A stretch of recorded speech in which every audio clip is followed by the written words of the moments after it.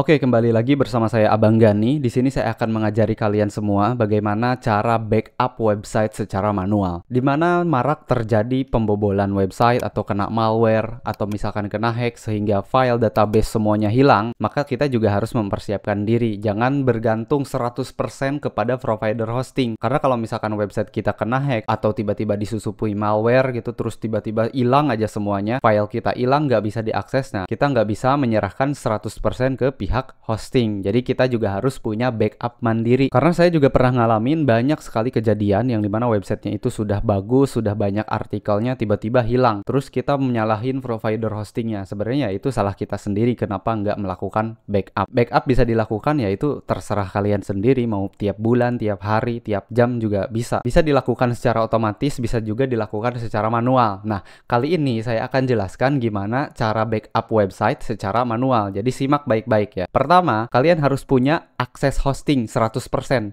supaya kita bisa masuk ke file manager, ngambil seluruh file yang ada di website kita plus database-nya. Kedua ini yang kita perlukan, yaitu file manager dan juga database-nya. Kita akan langsung praktek. Di sini saya punya website Sandaran Web ID.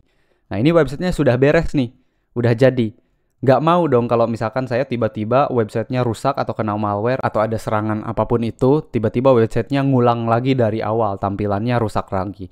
Maka saya harus menyiapkan backup secara mandiri, mumpung masih bisa diakses dan filenya pun masih utuh gitu. Pertama, ya kalian harus masuk ke control panel. Kalau misalkan kalian menggunakan panel selain control panel, ya itu pasti ada. Kalau misalkan kita pakai flash, pakai cPanel atau misalkan pakai PPS yang tanpa panel, sebenarnya juga bisa. Kita tinggal butuh file manajernya dan juga database-nya. Pertama, ketika masuk ke control panel, maka yang harus kita backup adalah filenya ya. Masuk ke domain, kalian bisa cek domainnya ada berapa. Nah, di sini kan ada nih sandaranweb.id.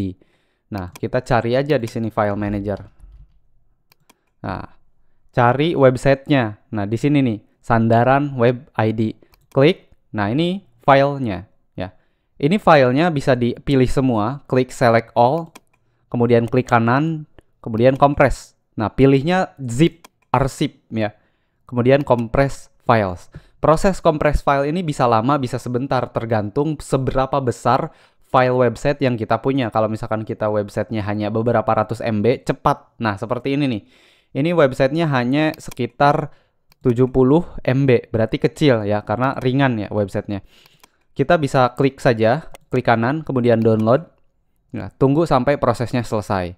Kalau misalkan sudah di-download ya itu sudah kita amankan file websitenya. Kemudian kalau misalkan file websitenya itu besar, di atas 1 GB, mungkin 5 GB atau 200 GB, itu prosesnya jadi jauh lebih lama. Maka kita harus menggunakan cara lain buat backupnya.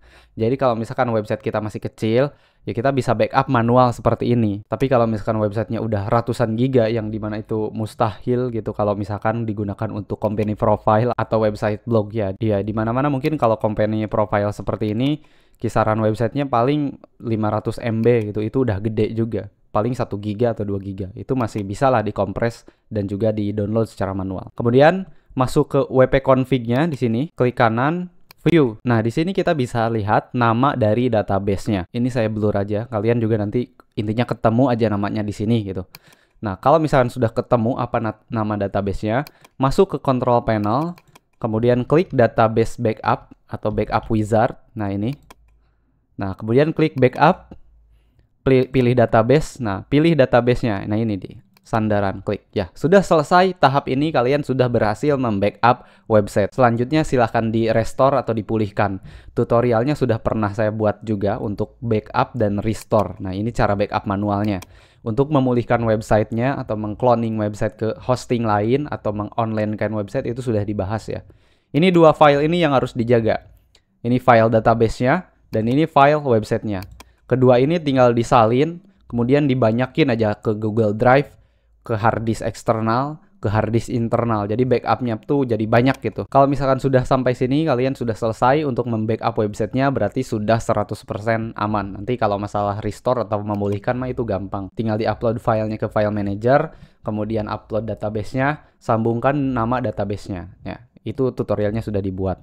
Oke, sampai sini saja untuk tutorial backup manual website. Sampai jumpa di episode berikutnya. Kalau misalkan kalian nggak ada backup wizard seperti ini, ya udah tinggal cari aja PHP My Admin, ya tinggal login ke situ. Nah, nanti di database ini tinggal klik export. Nah, pilih format SQL-nya, klik exportnya, itu udah database-nya sudah ke download juga. Oke, sampai jumpa di episode berikutnya. Jangan lupa banyak-banyak sedekah biar websitenya nggak banyak masalah.